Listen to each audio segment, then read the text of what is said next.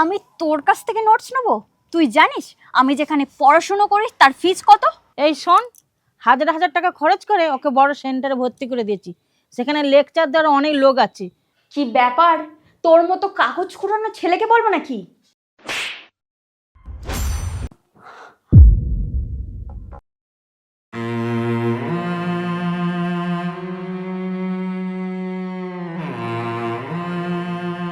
দেখো মা, এই প্রথমবারেই আমি ইউপিএসসি রেজাল্টে পাস করে যাব। তোর উপর আমার ভরসা আছে, তুই কত ভালো মেয়ে, তুই পাস করবি না তো কে করবে? থ্যাংক ইউ সো মাচ মা। তুমি যদি আমাকে সারা জীবন সাপোর্ট না করতে তাহলে আমি এত ভালো হতাম না।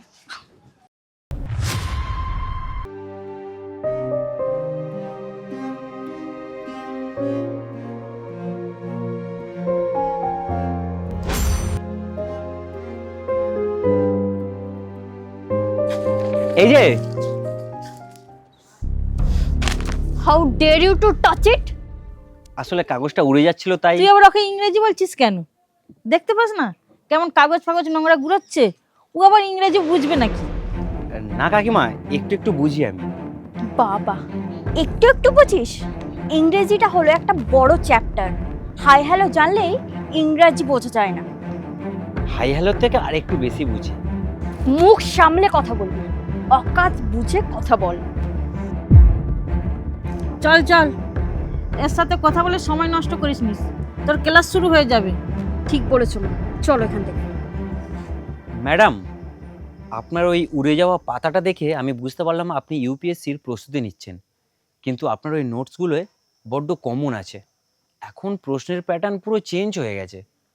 আমি কি এখন তোর কাছে দাঁড়িয়ে দাঁড়িয়ে ইউপিএসসি এর ট্রেনিং নেবো? নিজেকে দেখেছিস কখনো আয়নায়? বাড়িতে তো মনে হয় আয়নাও নেই। ঠিক বলেছিস, কাগজ গুড়াই আবার বড় বড় স্বপ্ন দেখছি। না, আসলে আমি কিছু নোটস তৈরি করেছি নিজের জন্য, আর সেইগুলো এটার থেকে অনেক অ্যাডভান্স। সেই জন্য আমি বলছিলাম আর কি, আপনি চাইলে দেখতে পারেন, আমি আপনাকে দিয়ে দেবো। আমি তোর কাছ থেকে নোটস নেবো? তুই জানিস আমি যেখানে পড়াশোনা করি তার ফিস কত? ওরে ওকে বেশি কিছু বলিস না, শেষকালে ও অজ্ঞান হয়ে যাবে। আপনারা একটা ভুল করছেন। আসলে ওখানে নোট ভিত্তিক পড়ানো হয়, আর আমার কাছে যে নোটগুলো আছে সেইগুলোর মাধ্যমে আপনাকে আমি কিছু নতুন কিছু দেখাতে পারি। এই নিয়ে আমরা আলোচনাও করতে পারি। তোর কি মনে হয় আমি তোর সাথে আলোচনা করব ইউপিএসসি নিয়ে? তুই জানিস আমাদের সেন্টারে হাজার হাজার ছেলেরা আছে, তাদের সাথে আলোচনা করব? তোর সাথে কেন আলোচনা করতে যাব? আর তুই জানিস আমাদের সেন্টার থেকে কতজন ইউপিএসসিতে পাস করেছে? আরে ওইগুলো শুধু বিজ্ঞাপন, আর তাছাড়াও ওই বিজ্ঞাপনের ফাঁদে পা দিয়ে কত হাজার হাজার ছেলে মেয়ে তাদের কেরিয়ার নষ্ট করছে। তুমি একটু ভালো করে খোঁজ নিয়ে দেখো, ওইগুলো শুধু বিজ্ঞাপন করছে। প্রত্যেক বছর যারা পাস করে তারা হয়তো ওই সেন্টারে পড়াশোনাই করেনি। তখন ধরে অনেক বড় বড় জ্ঞান দিয়েছিস, আর আমিও কিরকম দাঁড়িয়ে দাঁড়িয়ে একটা কাগজ কুড়ানো ছেলের সাথে কথা বলছি। Just get lost. মা, চলো এখান থেকে। আসলে এরকমই হয়, যতক্ষণ না কেউ সাফল্য পাচ্ছে ততক্ষণ তাকে নিচু নজরেই দেখা হবে। আর আমি তো সামান্য কাগজগুলোই, আমার সাথে এরকম ট্রিট করবেই।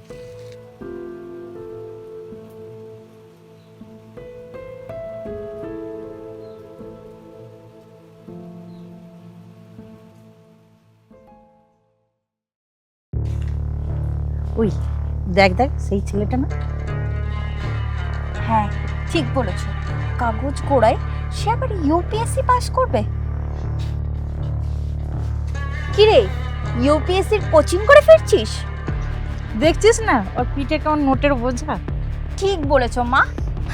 আমাকে নাকি ও নোটস দেবে, ও নাকি নোট তৈরি করে। ম্যাডাম, যারা ইউপিএসসি পাস করে তাদের ব্যাকগ্রাউন্ড জানেন? সবাই না গরিব ফ্যামিলি থেকে আসে। আর আমি গরিব বলে আমি ইউপিএসসি দিতে পারবো না, এটা কি করে হতে পারে? গরিবে গরিবে পার্থক্য আছে, যে কাগজগুলো সে আবার এই পরীক্ষায় পাস করতে পারবে? কেউ কেউ ছেঁড়া কাঁথায় শুয়ে লাখ টাকার স্বপ্ন দেখে, আবার কেউ মাটিতে শুয়ে চাঁদ পেরে আনার কথা ভাবে। তুমিও না মা সত্যি একটা ফালতু ছেলের কথাই কান দিচ্ছ। ঠিক বলেছিস, কোথায় তুই কোথায় ও, তোকে দেখলে মনে হয় তুই পরীক্ষা দিবি। নিজেকে একটু মেনটেন করতে হয় মা। কারণ আমি পাস করার পর যে পোস্টে চাকরিটা পাবো সেখানের জন্য নিজের স্ট্যাটাসটাকে মেনটেন করতেই হবে। স্ট্যাটাস নিয়ে না ভেবে আপনি পড়াশোনা নিয়ে ভাবুন। আর কাকিমা, ও ভুল করছে জেনেও আপনি ওকে সাপোর্ট করে যাচ্ছেন। ওর এখন পড়াশোনায় মন দেওয়া দরকার, এই সাজ পোশাক নিয়ে মাথা ঘামানো উচিত নয়। এই শোন, হাজার হাজার টাকা খরচ করে ওকে বড় সেন্টারে ভর্তি করে দিয়েছি, সেখানে লেকচার দেওয়ার অনেক লোক আছে, তোর লেকচার ও শুনতে চায় না। এটা লেকচার নয় কাকিমা, আমি এটা বাস্তব কথা বলছি। আর আমি বলেছিলাম না আমি কিছু নোট তৈরি করেছি আর সেইগুলো দিয়ে আমি প্রস্তুতি নিচ্ছি। দাঁড়ান আপনাদের দেখাচ্ছি।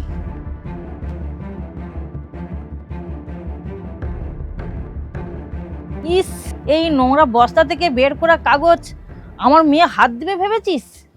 আমি বুঝতে পেরেছি এই বস্তাটা নোংরা, কিন্তু এই বস্তার মধ্যে দিয়ে যে নোটটা দিচ্ছি এটা একদম খাঁটি। তোর নোট তুই তোর কাছে রাখ, ও হাজার হাজার টাকার নোট পড়ে, তুই এমন বলছিস যেন পরীক্ষায় পাস করে গেছিস। আচ্ছা ঠিক আছে ঠিক আছে, ও যখন এত করেই বলছে নোটসগুলো একবার দেখিই না। ইস, তুই এই নোংরা কাগজে হাত দিবি? মা, ওকে ওইভাবে বলো না।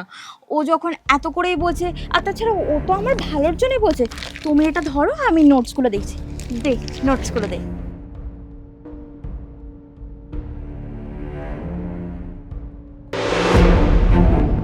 এটা কি করছেন ম্যাডাম? এটা কি করছেন? এটা করবেন না।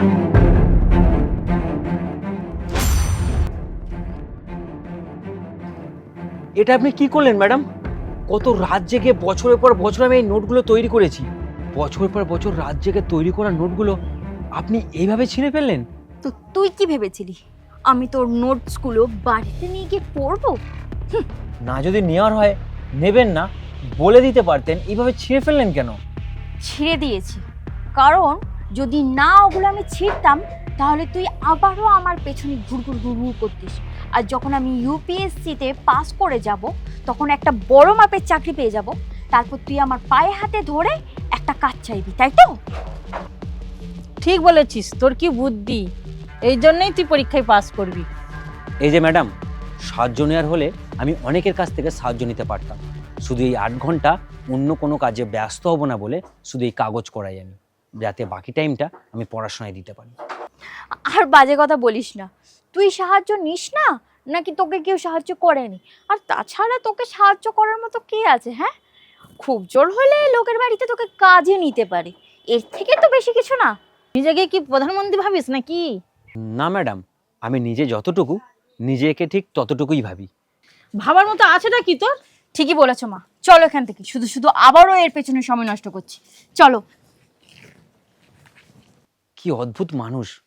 এরকম মানসিকতার লোক যদি ইউপিএসসি পাস করে তাহলে ওদের দেশেরই ক্ষতি।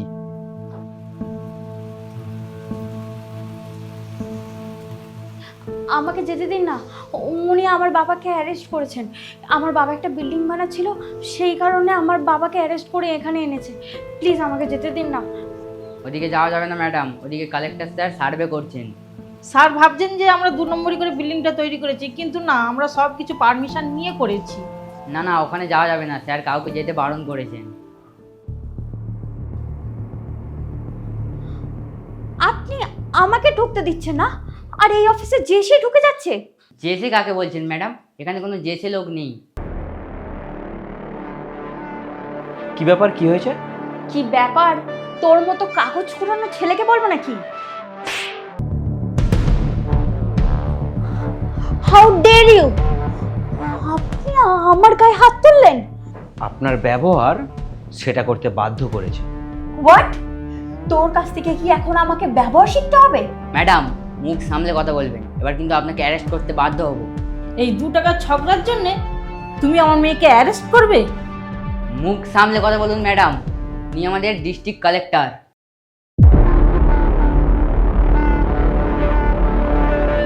কি হলো, আপনাদের মুখটা এরকম ফ্যাকাশ হয়ে গেল কেন?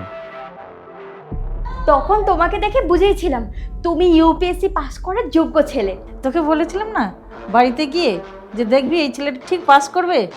এই যে ম্যাডাম, আমি আপনার বন্ধু নয়, তাই আপনি বলে কথা বলবো। সরি স্যার, আমাদের অনেক বড় ভুল হয়ে গেছে। আপনি আমার বাবাকে ছেড়ে দিন। আপনি লিখে দিলেই ওরা আমার বাবাকে ছেড়ে দেবে। আপনার বাবা? হ্যাঁ স্যার, ওই ইললিগাল বিল্ডিংয়ের জন্য কাল যাকে অ্যারেস্ট করা হয়েছে উনি আমার বাবা। এতদিনে বুঝতে পারলাম মেয়েটা এত কেন খারাপ। আসলে তার বাবা মাই তো খারাপ, মেয়ে তো এইরকমই হবে। মানে আপনি কি বলতে চাইছেন? মানে আমি এটাই বলতে চাইছি, আপনাদের এত টাকা থাকা সত্ত্বেও আপনাদের মেয়েকে আপনারা মানুষ করতে পারলেন না, কারণ আপনারা নিজেরাই মানুষ নন। আপনার মেয়েকে আপনারাই শিক্ষা দিয়েছেন, কিন্তু সেটা সুশিক্ষা নয়, কুশিক্ষা। আর মিস্টার চ্যাটার্জিকে আমরা ছাড়তে পারবো না, কারণ উনি অনেক অফিসারকে ঘুষ দেওয়ার চেষ্টা করেছেন, প্লাস ইললিগাল বিল্ডিং করেছেন। কোনো মতেই ছাড়া সম্ভব না। স্যার, আমি আপনাকে কথা দিচ্ছি আমার বাবার এরকম ভুল কখনো করবে না। প্লিজ আমার বাবাকে ছেড়ে দিন। আমি পারতাম ক্ষমা করে দিতে, কিন্তু ক্ষমা করার জন্য আমাকে কালেক্টরের চেয়ার দেওয়া হয়নি। অন্যায় দেখলে আমি শাস্তি দেবই, সেটা যতই কাছের লোক হোক না কেন। স্যার প্লিজ আমার বাবাকে ছেড়ে দিন। সরি, আমাকে ক্ষমা করবেন। হ্যাঁ, আরেকটা কথা, আপনি ইউপিএসসি পাস করেননি, এটা শুধু আপনার নয়, গোটা দেশের ভালো হয়েছে। কারণ আপনি যদি ইউপিএসসি পাস করতেন, আপনার ঘাড় ভেঙে আপনার বাবা মা কত টাকা ব্যাংকের অ্যাকাউন্টে ঢোকাতো সেটা আপনি হিসেব মিলাতে পারতেন না।